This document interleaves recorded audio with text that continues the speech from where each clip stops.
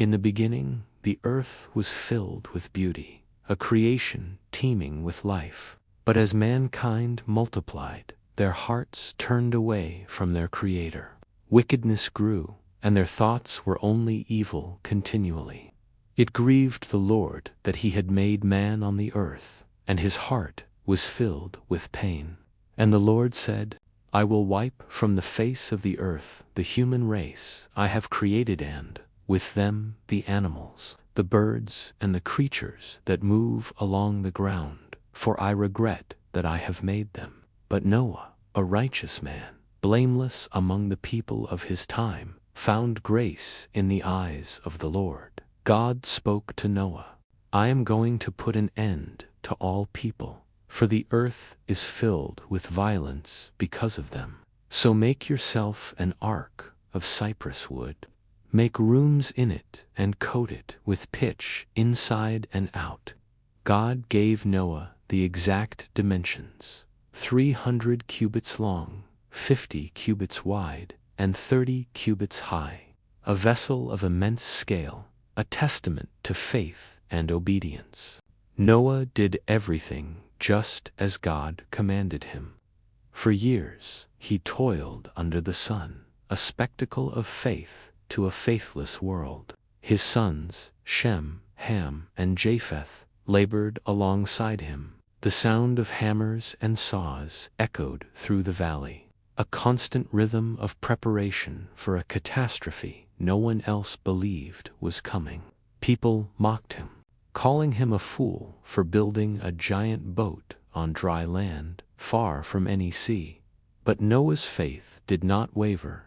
Then the Lord said to Noah, Go into the ark, you and your whole family, because I have found you righteous in this generation. Take with you 7 pairs of every kind of clean animal, a male and its mate, and 1 pair of every kind of unclean animal, a male and its mate, and also 7 pairs of every kind of bird, male and female, to keep their various kinds alive throughout the earth. 7 days from now, I will send rain on the earth for 40 days and 40 nights.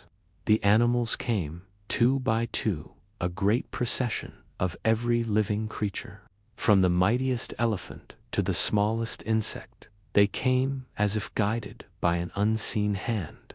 They filed into the vast, dark interior of the ark, finding their place within its protective walls. Noah gathered his family, his wife, his 3 sons, and their wives, and then he too entered the ark, and the Lord himself shut him in. For 7 days they waited in the silent dark. Then the springs of the great deep burst forth, and the floodgates of the heavens were opened. Rain fell upon the earth. It was not a gentle shower, but a relentless, cataclysmic downpour. The waters rose steadily, covering the valleys, then the hills, and finally the highest mountains. Every living thing on the face of the earth was wiped out. Men and animals and the creatures that move along the ground and the birds of the air were wiped from the earth. Only Noah was left, and those with him in the ark. The ark, once a stationary monument of faith, was now lifted by the rising tide. It floated upon the face of the waters, a lone sanctuary in a world submerged. For 40 days and 40 nights the rain fell, and for 150 days the water covered the earth. Inside, surrounded by the sounds of the storm and the cries of the animals, Noah and his family kept their faith, trusting in the promise of their God. Then God remembered Noah. He sent a wind to sweep over the earth, and the waters began to recede. The ark came to rest on the mountains of Ararat. After 40 days, Noah opened the window he had made. He sent out a raven, and it flew back and forth until the water had dried up from the earth. Then he sent out a dove. But the dove found no place to set its feet and returned to him in the ark. He waited 7 more days and again sent out the dove. This time the dove returned in the evening, and in its beak was a freshly plucked olive leaf. Noah knew the water had receded from the earth. He waited 7 more days and sent the dove out again, but this time it did not return. Noah then removed the covering from the ark and saw that the surface of the ground was dry. By the 27th day of the 2nd month, the earth was completely dry. Then God said to Noah, "Come out of the ark, you and your wife and your sons and their wives. Bring out every kind of living creature that is with you, so they can multiply on the earth and be fruitful and increase in number upon it." So Noah came out, together with his family and all the living creatures.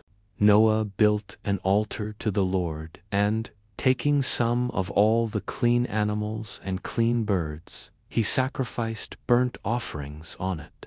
The Lord smelled the pleasing aroma, and said in his heart, "Never again will I curse the ground because of humans. Never again will I destroy all living creatures, as I have done. As long as the earth endures, seed time and harvest, cold and heat, summer and winter, day and night will never cease." Then God blessed Noah and his sons, saying to them, "Be fruitful and increase in number and fill the earth." And as a sign of this everlasting covenant, God set a rainbow in the clouds. Whenever the rainbow appears in the clouds, I will see it and remember the everlasting covenant between me and all living creatures of every kind on the earth. A promise of mercy, a symbol of hope, a new beginning for all of creation. Thanks for watching.